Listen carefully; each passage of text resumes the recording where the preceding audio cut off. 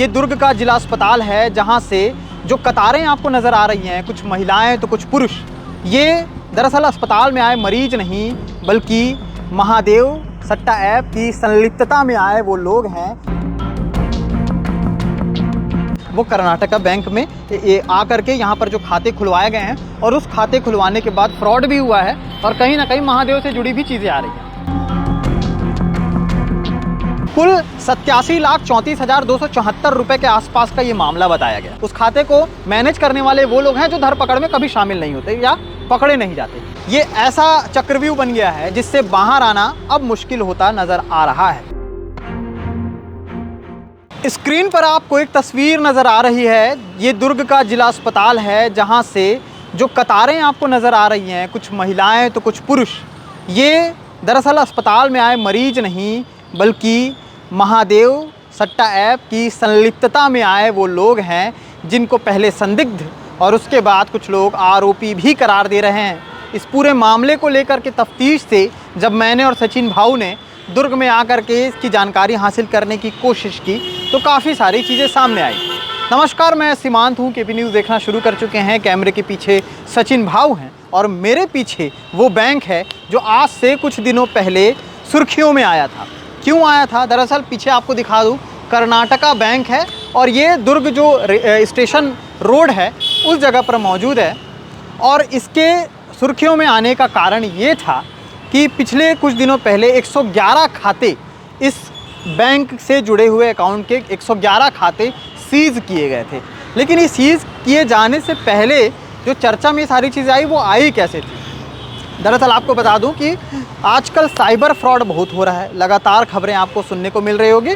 खासकर जब आप किसी को फ़ोन करते हैं तो आपके सामने वाले के कॉलर ट्यून में भी आपको वही सुनने को मिलता होगा। ये मजबूरी हो चुकी है, लेकिन साइबर फ्रॉड भी अब इतनी ज़्यादा हो चुकी है कि लोग मजबूर हो गए हैं इन सारी चीज़ों में संलिप्त होने के लिए। आपको बताता हूं कि जो देश भर में कई राज्यों में ये सारी चीज़ें हो रही थी, साइबर फ्रॉड हो रहे थे, इनसे जुड़ी हुई चीज़ों पर जब जानकारी हासिल करने की कोशिश की गई तो पता चला कि इनके जो मेन पॉइंट है, मेन अकाउंट है और मेन जो बैंक है वो कर्नाटका बैंक में आकर के यहाँ पर जो खाते खुलवाए गए हैं और उस खाते खुलवाने के बाद फ्रॉड भी हुआ है और कहीं ना कहीं महादेव से जुड़ी भी चीज़ें आ रही हैं। इस पूरे मामले को लेकर के गंभीरता तब बरती गई जब दिल्ली के गृह मंत्रालय से मेल आता है दुर्ग जिले के एसपी जितेंद्र शुक्ला को कि आप इस मामले पर जानकारी हासिल कीजिए, जांच कीजिए कि आखिर क्या है। जांच पड़ताल हो रही थी। 8 जनवरी 7 जनवरी के करीबन यहाँ पर 111 खाते को सीज़ किया जाता है। 111 खातों में से जब लोगों को इकट्ठा किया जाता है, जब जानकारी हासिल की जाती है, अधिकतर लोग दुर्ग और भिलाई से जुड़े हुए निकलते। अब ये दुर्ग भिलाई से जुड़े हुए वही लोग थे जिनकी तस्वीर मैंने सबसे पहले आपको स्क्रीन पर दिखाई थी, जो दुर्ग अस्पताल में मुलायजा के लिए लाए गए थे और जिस तरह से वो मुँह छुपाते नजर आए। इस पूरे मामले में ये भी हुआ कि कुछ लोगों का ये कहना है, क्योंकि मोहन नगर थाने में इस पूरे मामले को लेकर के जांच की जा रही थी, मोहन नगर थाने में इन तमाम लोगों से जुड़े हुए परिजन भी आए हुए थे जिनसे हमने बात करने की कोशिश की। उन्होंने हमें बताया कि 5,000 रुपये दे करके खाते खुलवाने के लिए कहा गया था। ऐसे में जो लोग खाते खुलवाए उनमें से कुछ लोग हैं जो पढ़े लिखे नहीं हैं। अब उन लोगों ने 5,000 लेकर के खाते खुलवा दिया और अपना खाता जो है सामने वाले को दे दिया, ऐसा परिजनों का कहना है। इसमें कितनी सच्चाई है ये मैं नहीं बता सकता, लेकिन जो कुछ सामने आया है नज़र के, उसकी ज़मीनी हकीकत पर जाना भी ज़रूरी था। हमने आला अधिकारियों से बात करने की कोशिश की तो तमाम पुष्टियों को उन्होंने मनाही किया, लेकिन एक पुष्टि उन्होंने की। उन्होंने ये कहा है कि हाँ, ये जो जितने भी लोग पकड़ाए हैं ये कर्नाटका बैंक से जुड़े हुए हैं। कर्नाटका बैंक में जो 111 खाते सीज हुए थे उससे जुड़े हुए हैं। कुल 87,34,274 रुपये के आसपास का ये मामला बताया गया। अब इस पूरे मामले में कहीं ना कहीं महादेव से जोड़ा गया, इस पूरे मामले को साइबर फ्रॉड से जोड़ा गया। यहाँ तक कि भिलाई के भी 3 से 4 ऐसे, और कुल टोटल लोगों की अगर मैं बात करूँ, 4 महिलाएं आपको नज़र आ रही होंगी और इसमें से 8 पुरुष भी हैं जो आपको नज़र आ रहे हैं। लेकिन इसके अलावा और भी लोग हैं, इनके अतिरिक्त और भी लोग हैं जिनके बारे में पूरी तरह से पुलिस अभी जानकारी देने से अपने आप को रोक रही है और हमारे सामने किसी भी तरह का प्रत्यक्ष रूप से जो है प्रमाण जो है नहीं दिया गया। लेकिन ये बताया गया है कि इसके अलावा और भी लोग हैं जो इन तमाम चीज़ों से जुड़े हुए हैं, जिसका खुलासा जल्द दुर्ग पुलिस करेगी। महादेव सट्टा ऐप से जुड़े मामले को लेकर के पिछले दिनों एक शख्स को और हिरासत में लिया गया था, गिरफ्तारी हुई, उसकी गाड़ी भी सुपेला थाने में मौजूद है। और तमाम ये खबरें जो हैं आपको देखने को मिली थी। इससे पहले लगातार जो महादेव से जुड़े मामले आते रहते थे, लगातार इसके मामले आपको प्रेस कॉन्फ्रेंस में भी देखने को मिलते थे।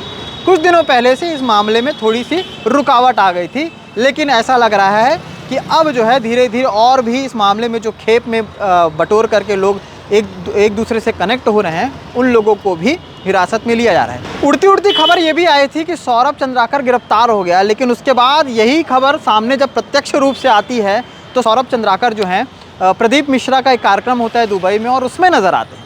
तो क्या कुछ इस पूरे मामले को लेकर के सही गलत है मुख्य आरोपी को लेकर के, जिसका नाम सौरभ चंद्राकर अक्सर बताया जाता है, ये तो नहीं पता। इस पर किसी तरह का बात नहीं होता, कोई खुलासा नहीं होता।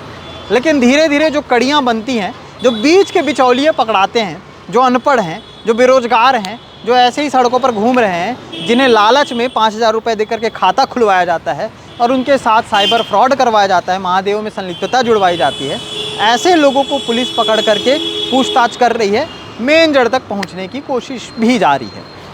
हाल ही में कुछ दिनों पहले नाइजीरिया के 4 लोगों को पकड़ा गया था, जो कि कलिंगा यूनिवर्सिटी के बताए जा रहे थे। इसी के साथ साथ कुल 62 लोग इन पूरे मामले में कनेक्टेड शामिल थे, जिसमें से कुछ रायपुर के थे, कुछ बिलासपुर के थे, कुछ उड़ीसा के थे। अलग अलग जो ज़िले हैं, अलग अलग राज्य हैं, वहाँ से लोग जुड़े हुए थे और ये सारे लोग साइबर फ्रॉड के इन मामलों में कनेक्टेड थे। तो कहीं ना कहीं जो है इस पूरे मामले में सबसे बड़ी चीज़ की जो 5,000 देकर के खाता खुलवाया गया था, उस खाते को मैनेज करने वाले वो लोग हैं जो धरपकड़ में कभी शामिल नहीं होते या पकड़े नहीं जाते।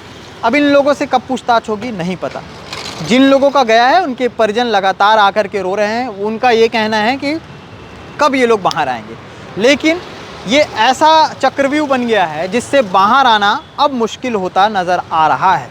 और सबसे बड़ा सवाल ये है कि आखिर छोटे छोटे प्यादों को कब जो पकड़ा जा रहा है, मेन व्यक्ति तक कब पहुंचा जाएगा।